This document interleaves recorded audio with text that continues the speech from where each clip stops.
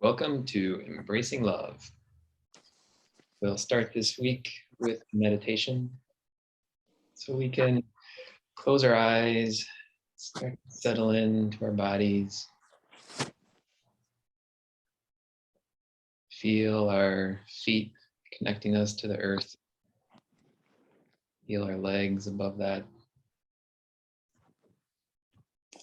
hips, our chests, our shoulders. Let's take a deep cleansing breath, inhaling, feeling the lungs, feeling the chest expand.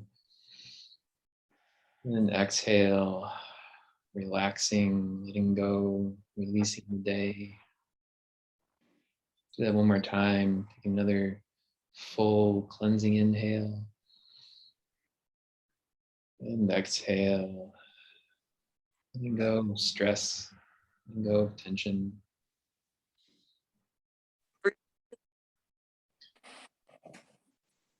So let's close our eyes, settle into our seats. And I invite you to become aware of the very top of your head, spot the tip of your head, the crown of your head. And imagine a soothing, relaxing sensation starting at that point and spreading out along the top of your head, allowing the top of your head to relax. Imagine that relaxation spreading down around the curve of your skull, into the sides of your head, the back of your head, into the forehead, allowing your eyebrows to relax, your eyes, your cheeks, your ears, your nose, your mouth. Maybe wiggle the jaw back and forth. Make sure it's not clenched.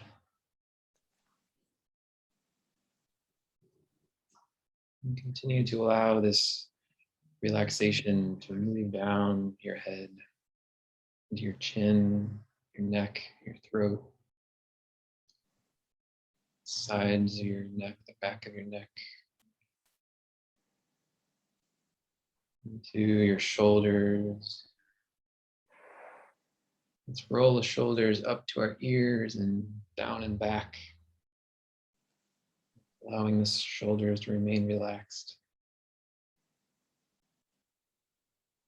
Notice your collarbones, your chest, ribs. Allow them to relax.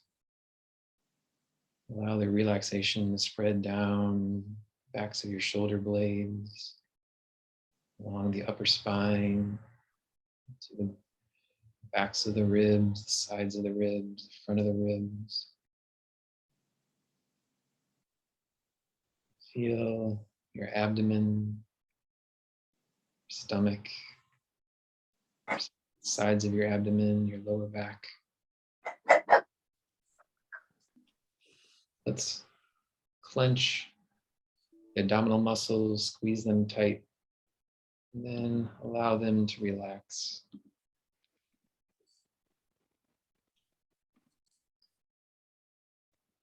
Allow that relaxation to continue down to the hips, noticing front of the hips, sides of the hips, the crease of the hips, the back of the hips, the bottom of the hips. Now notice the upper legs, thighs, big quadricep muscles on the top, hamstrings on the bottom. Let's clench those big thigh muscles, then allow them to relax.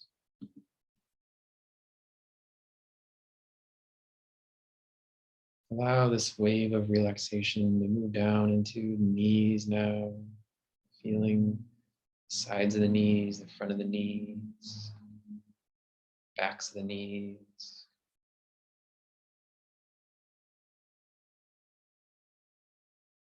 Now, notice that the lower legs Feeling your shins, the shin bones, calf muscles on the underside, sides of your legs. Squeeze those lower leg muscles and then allow them to relax.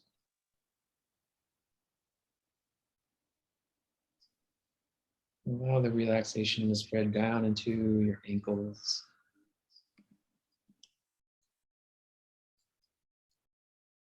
The inside of the ankles, the outside, the front, back, the Achilles tendons,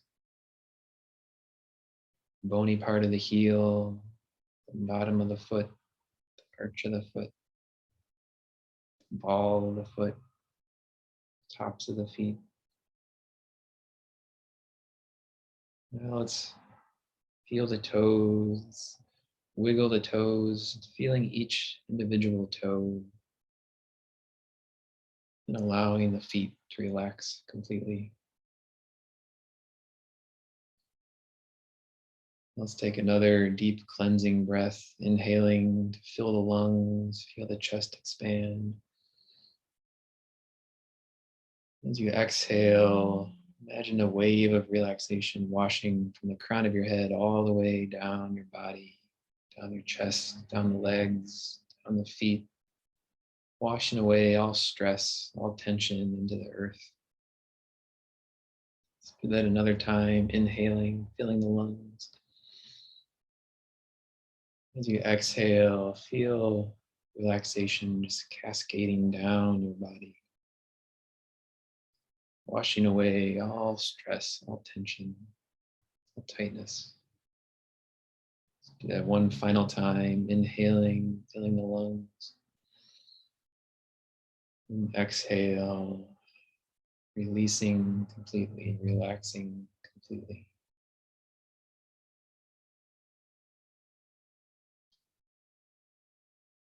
Now let's sit for a few moments in this full body awareness,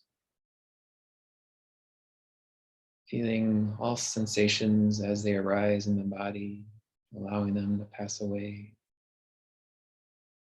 All noises in your environment, allow them just to enter your consciousness and pass away. All thoughts, allow them to arise in the mind and then pass away. Just allowing your attention to remain feeling your relaxed body.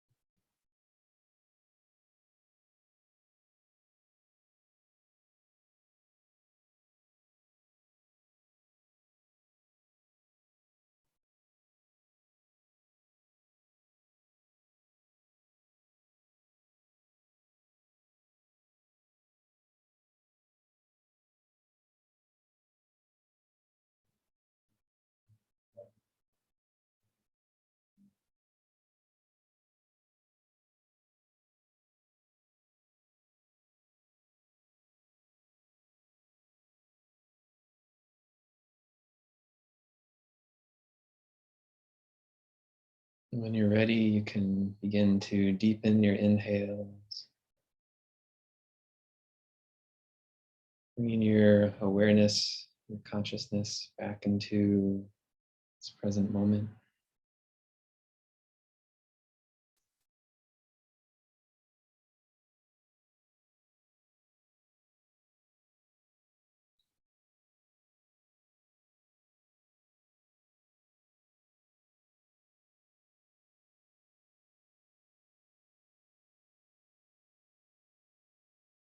And when you're ready, you can open your eyes and rejoin us.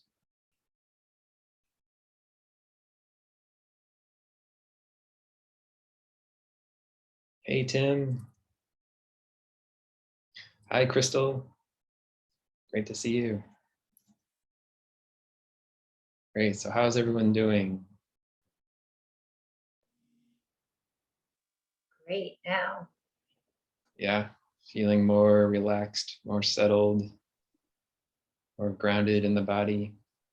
Yes. Great. All right. So before I get started talking, is there any questions anyone has or comments about anything?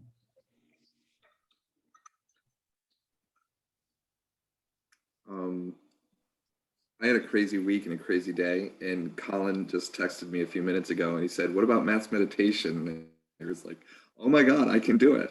And I got to tell you that it's just really wonderful to hear your voice. Oh, thank you. Yeah, show of hands, who here has had a crazy week? Yeah. Yeah, these are crazy times. For sure.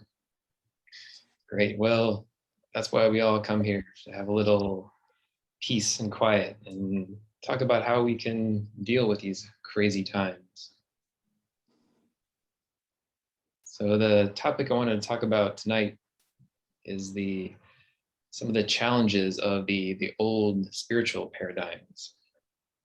By those old paradigms, I mean kind of the classic traditional approaches from Buddhism, from Vedanta, Zen, those kinds of things. And this talk is inspired by some experiences I had this weekend. So at the Abbey, we're having a series of seminars. It's part of the Joseph Campbell Society about the kind of generally the evolution of religious consciousness. So this Saturday, Lynn, the abbot, he was talking about some various topics relating to around a Thich Nhat Hanh book, No Fear, No Death.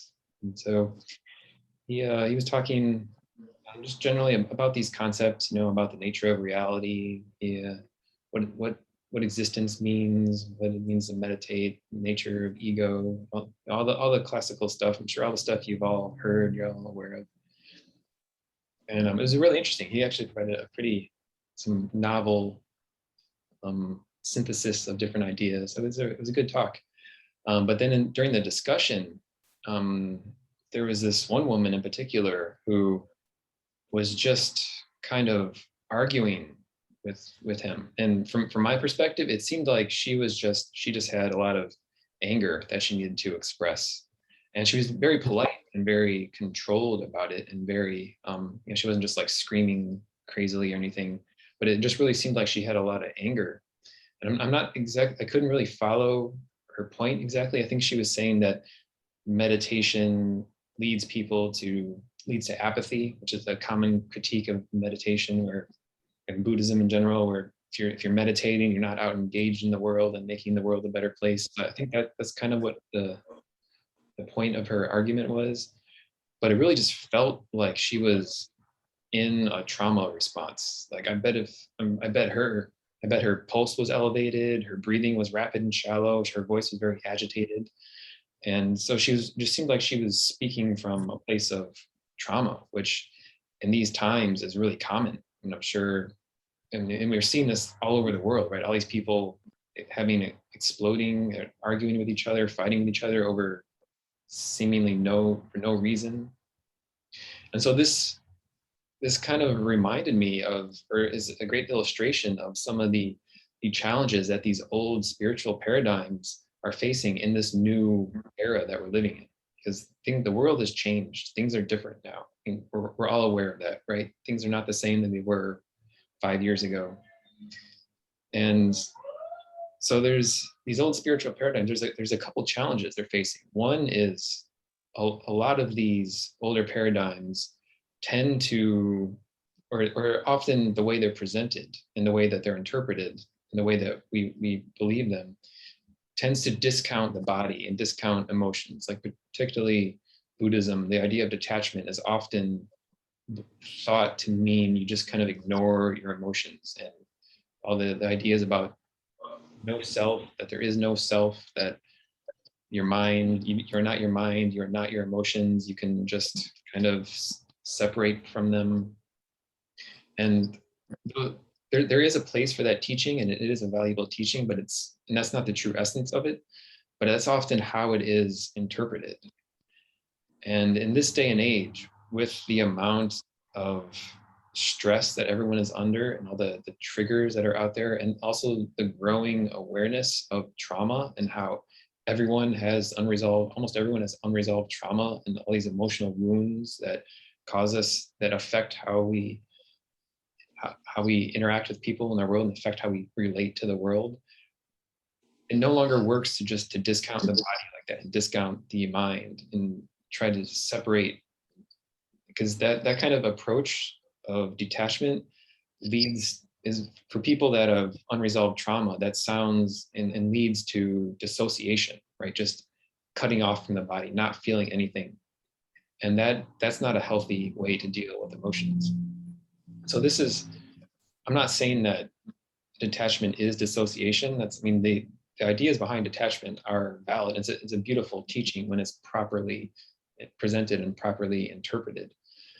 But so that leads me to another challenge of the old spiritual paradigms is that this is what I talked about last week a little bit, about how the ideas and the concepts from these paradigms, as one downside of the growing popularity of spirituality and the growing mainstream awareness of it, is that these ideas have been absorbed into our collective human ego and assimilated and rendered meaningless in many cases, right? These beautiful teachings, which they served their purpose. They're valid and they're all correct, and they did a lot of good for us. But it's reached a point where they've been so memeified and commodified and commercialized and turned into online trainings and Facebook posts that they no longer trigger a new awareness in us. Like all these old concepts, everyone knows all these concepts, right? And we think we know what they are, and when we're presented with them, when we see them, the ego says, "Oh, I know what that is," and just files it away, instead of actually going into the teaching and allowing the teaching to expand our awareness. Our individual egos and our collective egos just take all these teachings and just files it away as known, right? It no longer promotes the thoughts in us that lead to a greater awareness and a greater understanding of our experience or how we relate to the world. And so those are some of the challenges that these old spiritual paradigms are facing, right, in our current world. And so I think saying that, now's a good time. I'll open it up for questions or comments on that idea. Does that make sense?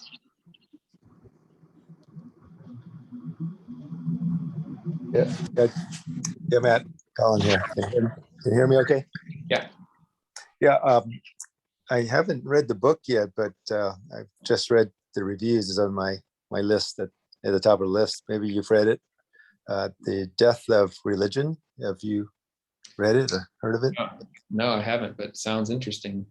Yeah, based on the reviews, it gets into the teachings of Jesus, and the author goes in and helps reinterpret what his teachings were. And it talks about how the messages have been lost because of the dogma and the structure of the churches. And there's been so much,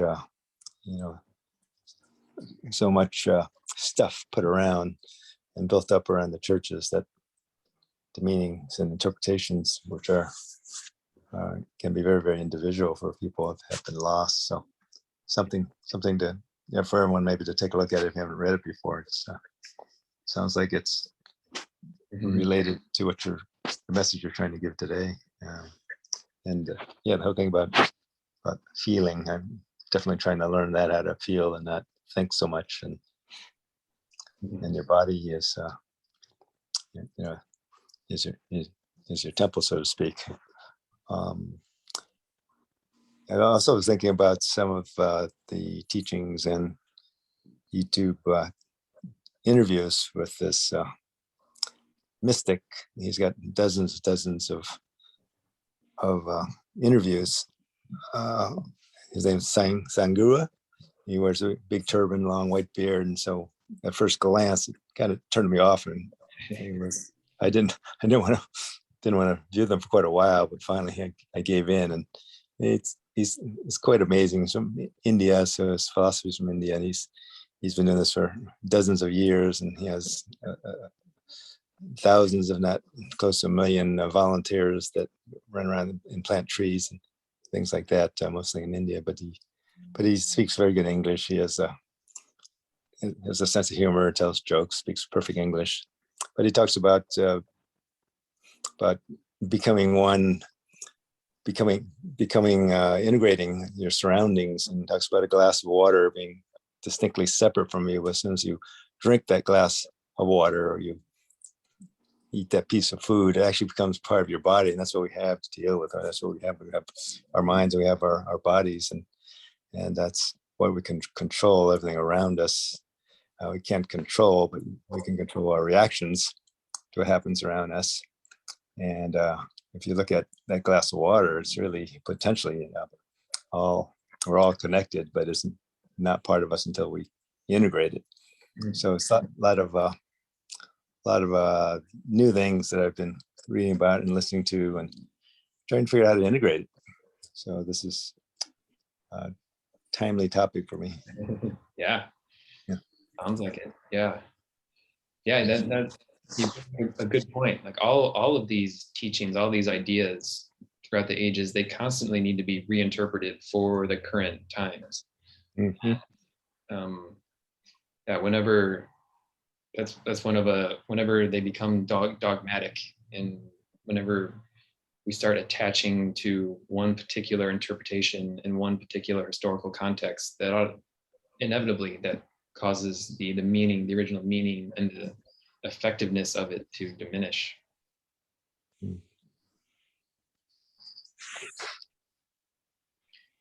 Yeah. Anyone else? Any questions or comments on these ideas about challenges of the old spiritual paradigms? I think you're very right about as far as commercialization and things like that, and social media. I think that there's a good and an evil there, because I mean, it does, like social media and things like that, it does get out and reach more people. So if they care, like they can dig deeper, find the true meaning, find the books like Colin's talking about. I know everyone here likes to go and read and find information, but as you're saying, there's slap everything on a t-shirt and just throw it out there, and then everybody thinks they know what it is or know what it means, and then put it away as I already got it. So it's kind of half a dozen one, half a dozen another, which is kind of what all of that is really right now, when it boils down to it. Yeah, and I heard one time that all of these spiritual teachings, all the books, all the scriptures, they're always meant to be the start of a conversation, right? So the reading and absorbing the information is just the first step, but it only really starts to expand your mind and alter your perception when you really think about them and discuss them with other people and try to really understand what it means. So yeah. So in that way, and I mean, I'm not saying social media is inherently evil or anything. It's a technology, and like any technology, it depends on how you use it. And it is useful for reaching more people and spreading a wider message. So yeah, I'm not, by any means, I'm not saying social media is the cause of the problem. Oh, I can sometimes, it depends on what day you ask me what I'll answer with that. But it's Yeah. just with the internet in general. It's like you have all the information in the world. Are you digging deep and going to find it? That's what I kind of mean. It's with how it's everything, Right. unfortunately, or fortunately, how you. Yeah. All right, great. Thanks for that. Well, now is a good time for another meditation. And so I talked about the about all of the triggering stimuli in the world right now, and how everyone had just a crazy week, and there's just more and more crazy stuff continuing to happen, and all of us most of the time are dealing with an overstimulated nervous system. And whether or not we're in a full-blown trauma response, almost all of us, there's just so much stimulus in our world right now, from work, from social media, just everywhere you go, there's signs and screens. And so we're bombarded with so much, and so much is demanded of us all the time. And so a lot of our struggles, a lot of our pain comes from just being overstimulated and overactivated. And one way to start to address that is through breathing, through the breath. And I talk about breath a lot here because it's a very useful tool for calming our nervous system and for soothing our mind, soothing our consciousness. And so I've said this before, one interesting fact is that for every one nerve that runs from the brain down to the body, there are 4 nerves running from the body up to the brain. So the brain is constantly inundated with all this sensory information from the body. There's all this data, all this information constantly flowing into the brain. And the information from the lungs gets high priority in the brain because breath is so vital to us. We die very quickly without oxygen, much more quickly than without food or water or anything else. And so the brain pays a lot of attention to the lungs. And by controlling our breathing, by altering our breathing, we directly influence the status of our nervous system. And so when we slow and calm our breath, the brain starts receiving these messages from when the respiratory system is breathing in a slow, calm, controlled manner. The brain gets this information that, oh, things are calm and controlled, things are okay. And so by controlling our breath, it's a great way to soothe ourselves, a great way to make any problem better, to allow ourselves to think more clearly, react more thoughtfully, more mindfully. And so I talk a lot about breath. And so let's do a breathing technique for this next meditation. So once more, let's close our eyes, settle into our seats.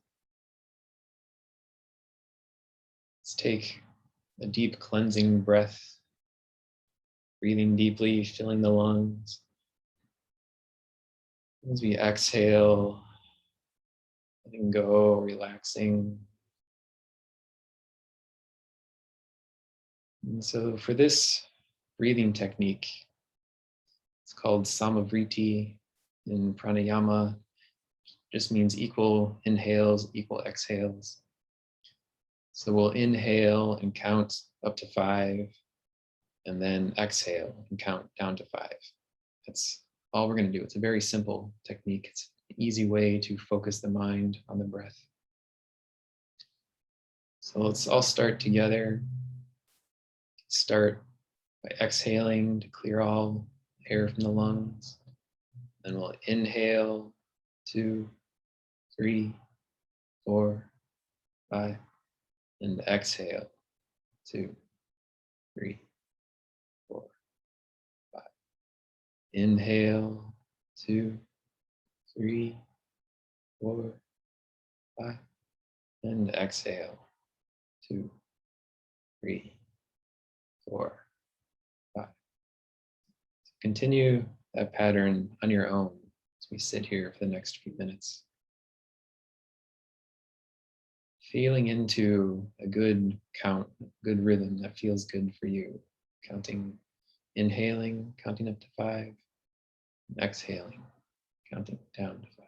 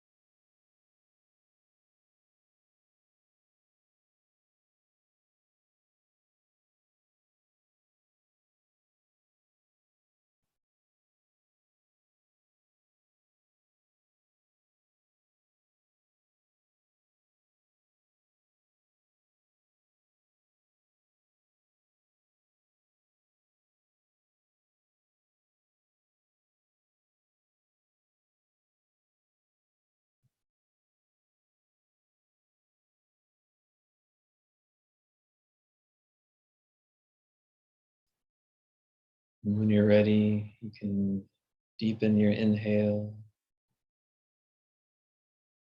bringing your awareness back into the body.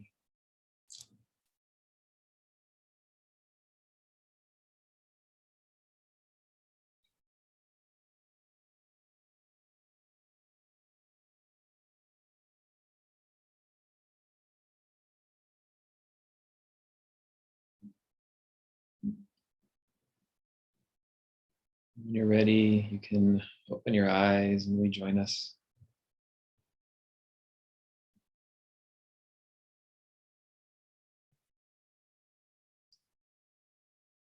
So how's everyone doing? How was that breathing technique? It's one of my favorite techniques. I do that several times a day, usually start my morning meditation with that. Usually just do that for 5 minutes at lunchtime to calm down, and then once more in the evening. If you don't currently have a daily meditation practice, that's a good way to start. Just doing that for 5 minutes a day, just calming your nervous system down, calming the mind. It's a great, easy way to start to ease your way into a daily practice.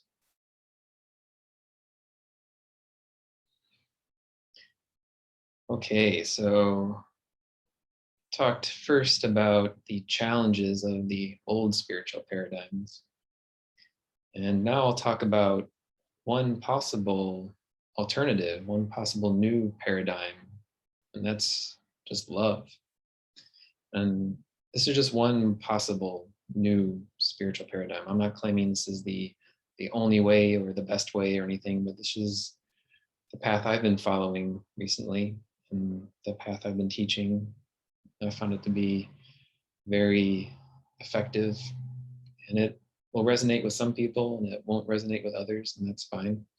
It's up to each of us to find a path that works for us.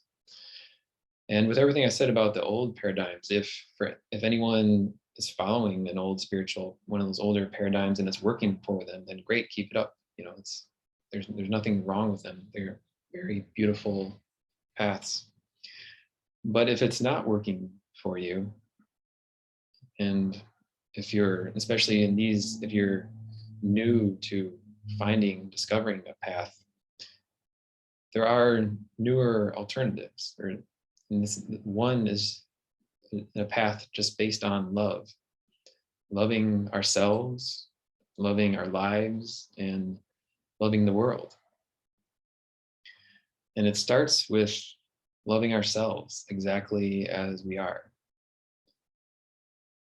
And a big problem to loving ourselves is often the trauma that we've suffered growing up in our lives, or the wounds we've suffered. Trauma can seem like a really big, extreme word, so wounds might be a better word. But we all have some kind of wounds. We all have some kind of trauma responses that we've developed in order to cope with the wounds we developed growing up. And these responses, these coping mechanisms that we have, affect how we think about ourselves, how we process emotions, how we interact with the world. And so all of these, the way we think about ourselves, the way we interact with the world has been shaped by the experiences that we had growing up and shaped by the wounds we had growing up. Some people have very extreme trauma, from severe abuse, neglect, loss, abandonment.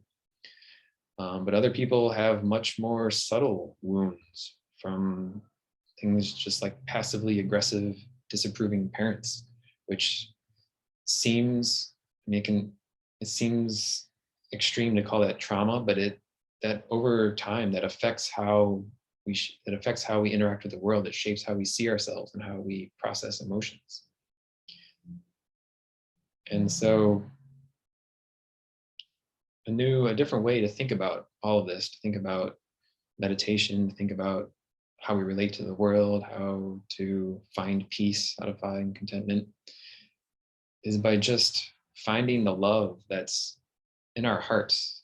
So within each of us, within each of our hearts is love, pure love. the love that that makes us up, the love that makes up the world, the love that everything comes from. And it's available to us anytime we want, if we can just find it in our own hearts. But oftentimes, because of the wounds we have in life, we can't feel the love in our own heart, because when we're wounded, we tend to close off our heart and form this protective shell so that we don't get hurt anymore. And then we go through life repressing emotions because we're usually not taught how to healthily express and process our emotions. And all these repressed emotions just pile up on top of that protective shell around the heart. And so it makes it very difficult to feel the love that's in our heart, the love.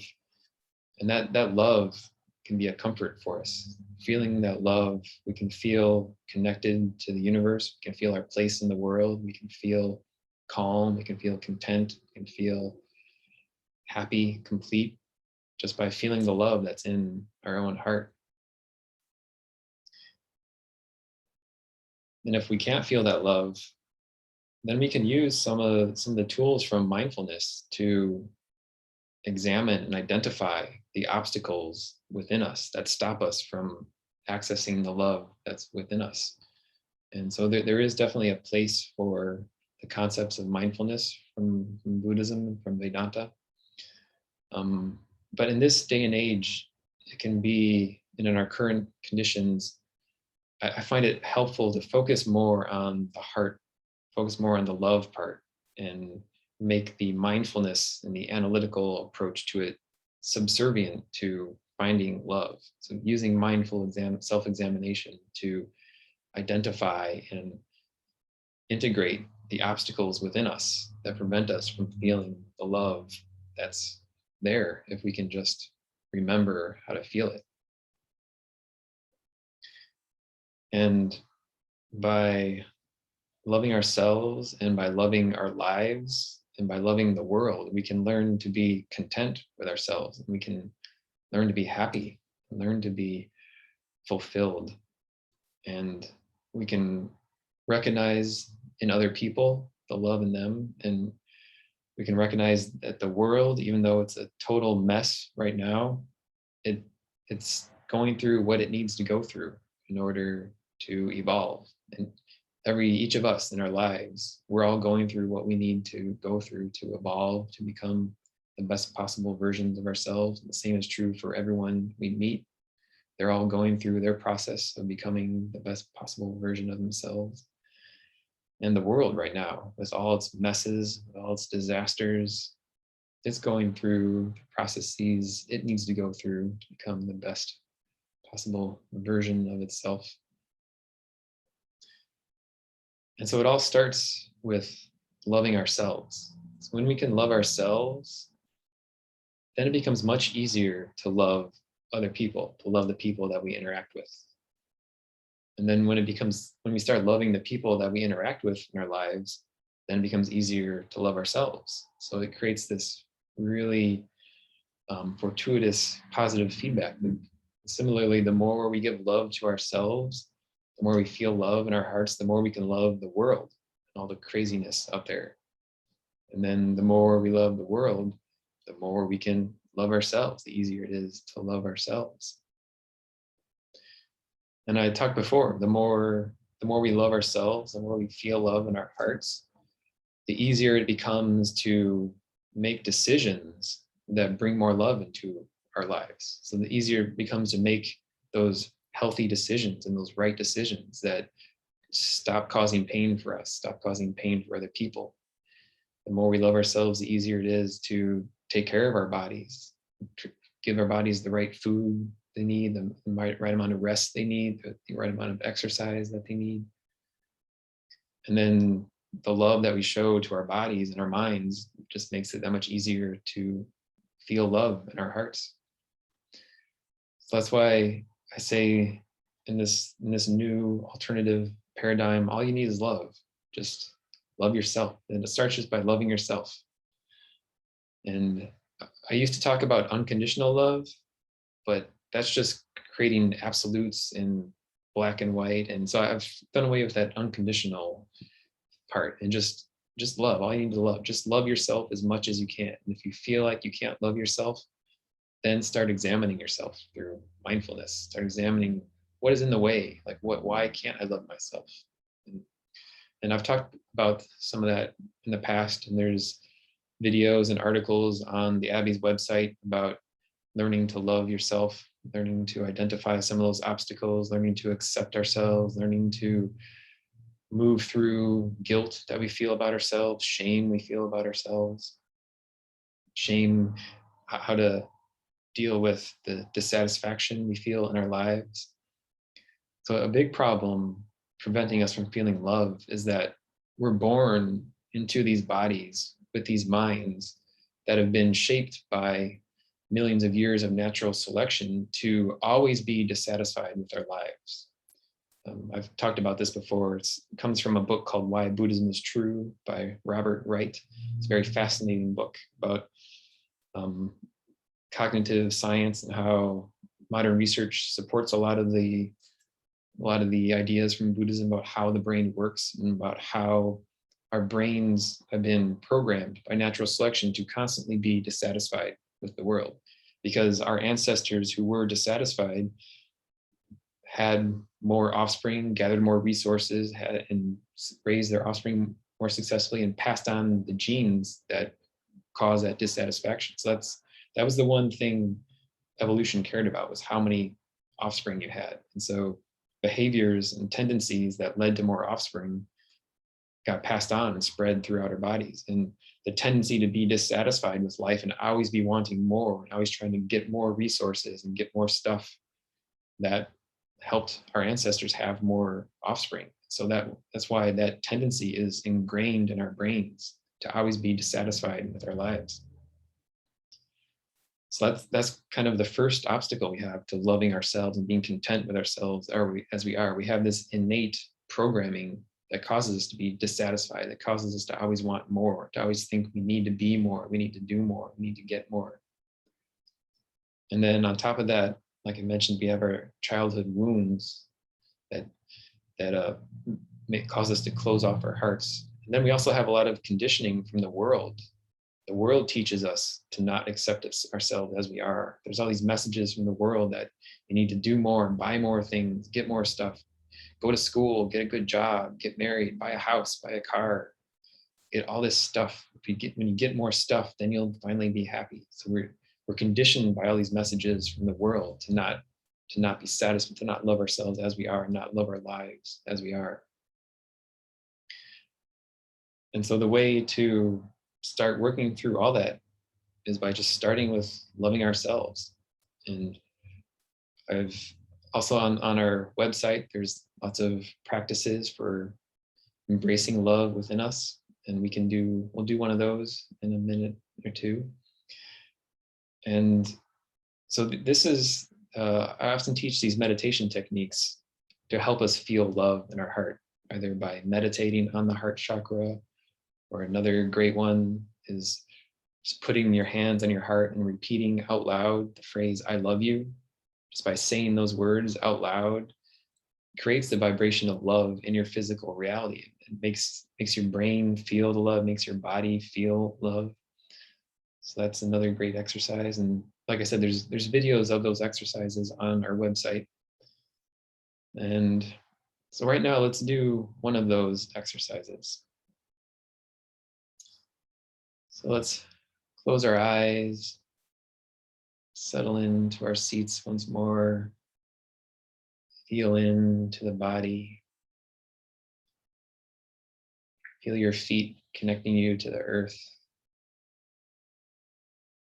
feel your legs above your feet, your hips over the legs,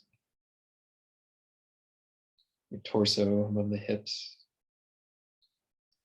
Let's roll our shoulders up to our ears and down and back, allowing them to stay relaxed and soft. And feel your neck above your shoulders, your head above your neck. Let's take another of those deep cleansing breaths. Inhaling, filling the lungs. And exhale, allowing relaxation to wash down the body, wash away stress, wash away tension. Let's do that one more time. Inhale, feel your chest expanding. And exhale, relaxing, letting go. So now I invite you to place your hands on your chest, over your heart, if that feels comfortable to you. And now, as we sit here, I invite you to imagine you're bathing, you're floating in a pool of love. Just love is all around you. It might help to remember back to the last time you felt a lot of love or joy in your life. Maybe that was with a person, a family member, child, a lover, a spouse, a pet maybe, a dog or a cat, or a situation, a group where you felt supported and loved. Just remember, imagine what that was like, feeling love, feeling supported, feeling accepted as you are. Imagine you're just floating in this pool of love. If you're a visual person, imagine you're floating in a swirling pool of rainbow pastel colors, pinks and purples and light blues, light oranges.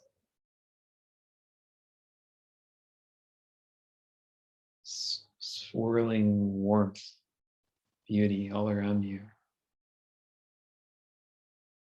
As you inhale, imagine you're breathing this love into your chest, into your lungs.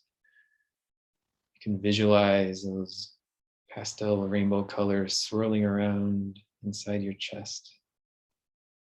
We're inhaling, filling up with love. And as you exhale, imagine you're funneling that love into that spot right underneath your hands, your heart, the center of your chest. Just funneling that love, focusing that love right into your heart. So inhale, breathing in love to your chest, feeling the chest expand with love. And exhale, focusing that love right in your heart, that spot underneath your hands. Bathing your heart in love, warmth, and compassion, healing, cleansing, acceptance. Inhale, filling up with love. Exhale, filling your heart with love. Continue that visualization in the next couple minutes as we sit here.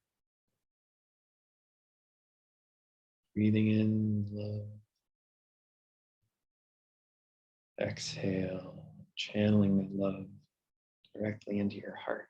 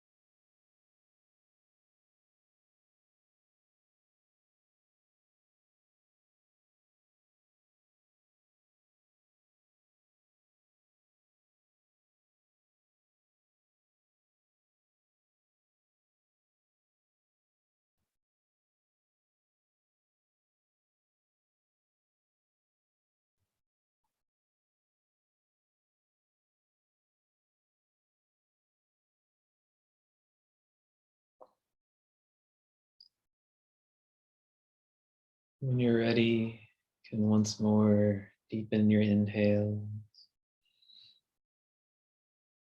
back into the body.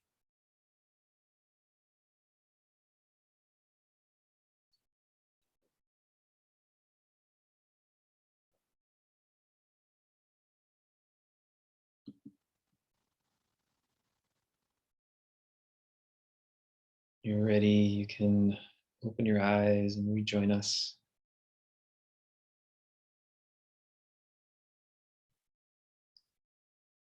So we're running out of time, but if anyone has any questions or comments about what I talked about or about that technique, I'm happy to stick around for a few minutes. If anyone needs to go, you're welcome to sign off now. If anyone has anything they'd like to say or any questions, now is a good time.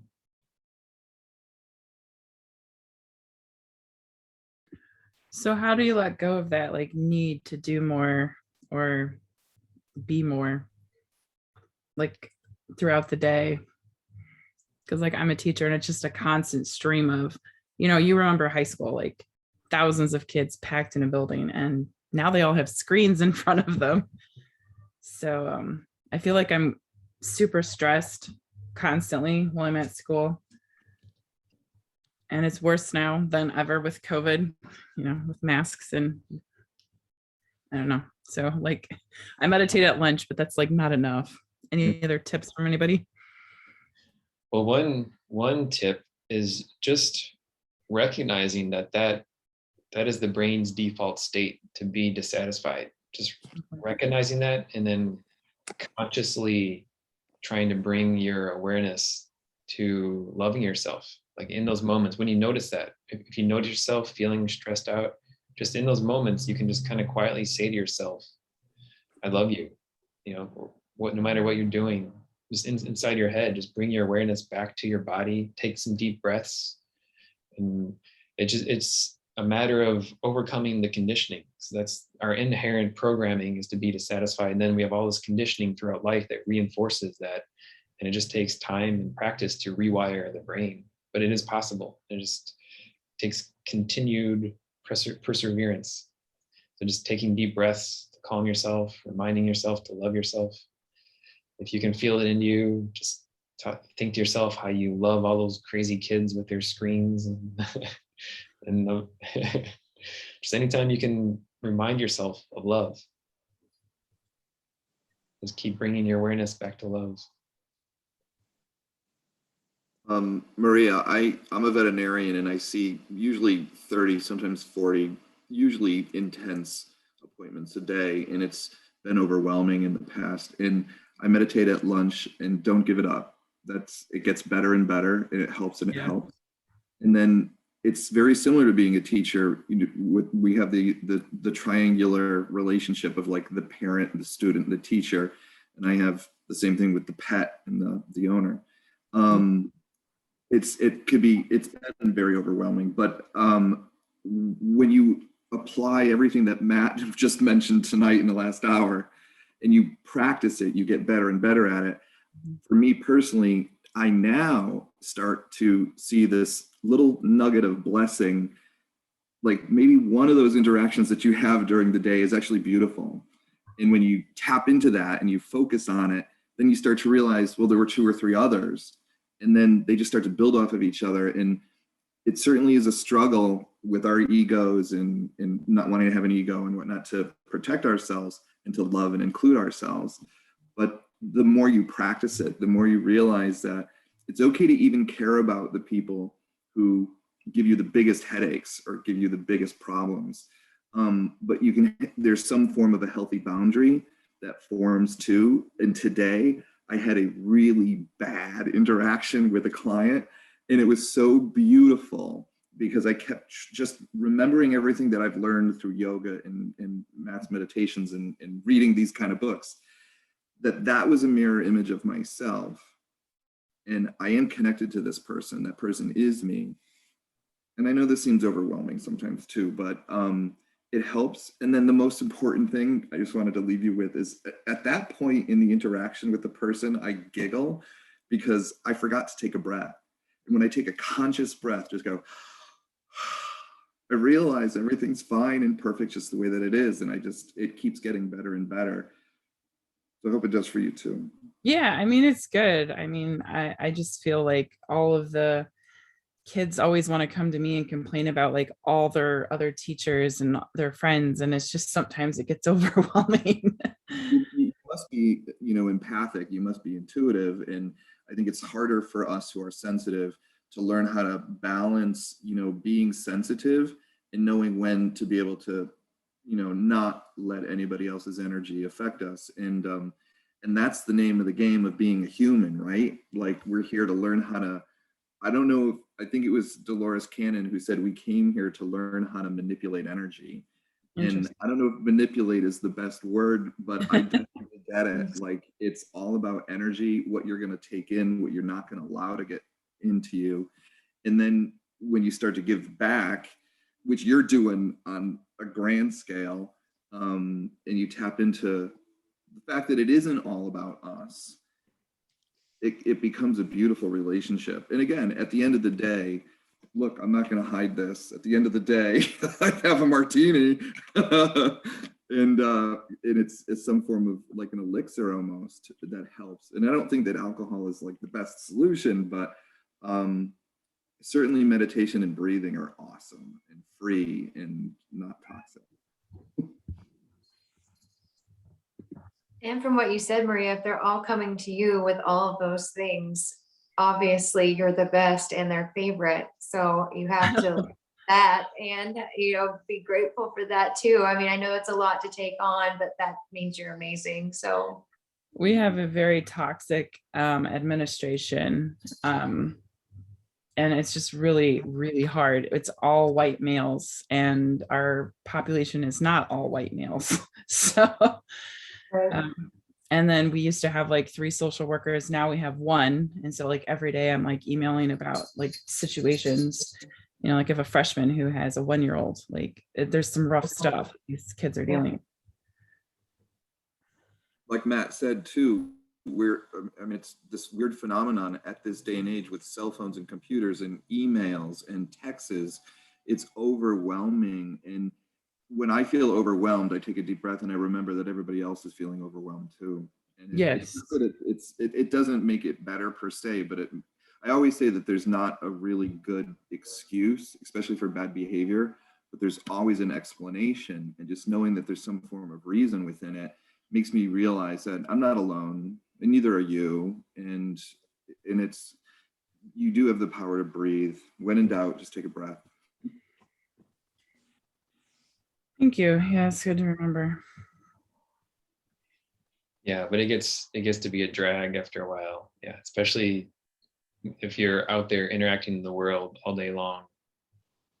Yeah, it can be overwhelming for sure. just like to say hi to everybody and introduce myself. I'm Crystal. I don't know anybody yet. It's my first time. Yeah, it was a good reminder. I'm a nurse out there in COVID times, and I'm really great at being able to help other people with this kind of stuff. In fact, I had a great conversation with somebody today about that, but when it comes to helping myself, not so much. So yeah, good reminder. Yeah. Compassion fatigue is the real thing for any teacher or healthcare provider, and it's like Matt was saying earlier about us now at this stage of the game getting more aware of our past traumas and support for things like that too. Compassion fatigue is something that we have to educate ourselves on and do healthy things for. And I don't, this is an extreme suggestion, and it's not probably the best suggestion, but I just saw a meme a few minutes ago that said, when life gives you lemons, don't make lemonade. Get out of it. Just get out of it. Don't make the best out of a bad situation. Maybe it's time to reevaluate and just get out of it. And sometimes, I've quit jobs and felt elated and realized that, wow, I really needed a change. We are a product of our environment, no matter how much we go internal, because we are in this physical form. And sometimes it's okay to change your environment. Yeah, and at the same time, sometimes it can help to try to recognize that life is giving you exactly what you need at every moment for your best development, for your best evolution. And if you believe in some kind of benevolent higher power, whether it's God or just a universal consciousness or a universal intelligence, if you have a belief like that to fall back on, that you choose to accept, that can really help you deal with whatever you're facing in any moment. Just knowing that whatever pain you're going through, whatever uncomfortableness you're going through, is making you into the best version of yourself. And love that experience, love the pain of it, love the pain you're feeling in yourself, and just give yourself more love all through it. Love the people who are making you feel these horrible things. Love the crazy messed up world or causing you to have these experiences. Yeah, Tim, I saw that meme. I saw another meme about lemons and lemonade that I also like. It says, when life gives you lemons, don't make lemonade. Eat them raw, whole. Just shove the entire lemon in your mouth and don't break eye contact. Show life you're not fucking around. Okay, so I eat lemons every day. I actually have one right here because it's supposed to be really good for thyroid health, and I don't have a thyroid, so. I also eat raw garlic every day too. It's supposed to be really good for you. Oh, that's fantastic. Hey, that's actually another really beautiful reminder. I don't know, it's not for everybody. It certainly is a saving grace for this storyline that you're looking at.